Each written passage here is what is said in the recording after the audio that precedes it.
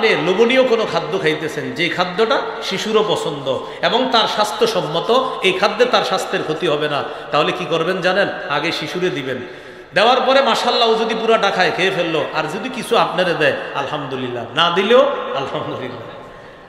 নবীজির কাছে হাদিস শুনেন, ইজা উতিয়া রাসূলুল্লাহ সাল্লাল্লাহু আলাইহি সাল্লাম বিবাকুরাতিল ফাকিহা, নবীজির কাছে যখন গাছের প্রথম ফলটা হাদিয়া আসতো, গাছের প্রথম ফল, সাহাবায়ে কেরাম ফল প্রথম যখন গাছে আসতো এটা নবীজিরে হাদিয়া দিতেন। নবীজি কি করতেন? ওয়াদাআহা আলা আইনাইহি ওয়া শাফাতাই, এই ফলকে চোখের উপর রাখতেন, ঠোঁটের উপর রাখতেন। রাখার পর নবীজি সাল্লাল্লাহু আলাইহি সাল্লাম ফলের দিকে তাকায় দোয়া করতেন, আল্লাহ গাছের প্রথম ফলেও বরকত দেন, শেষ ফলেও বরকত দেন, বাগানের শেষ ফলেও বরকত দেন, এইভাবে দোয়া করতেন। অতঃপর সুম্মা ইউতিহা মাইয়াকুনু ইনদাহু মিনাস সিবিয়ান, নবীজির পাশে কোনো শিশু থাকলে ফলটা তারে দিয়ে দিতেন, নাও তুমি খাও। সুবহানাল্লাহ।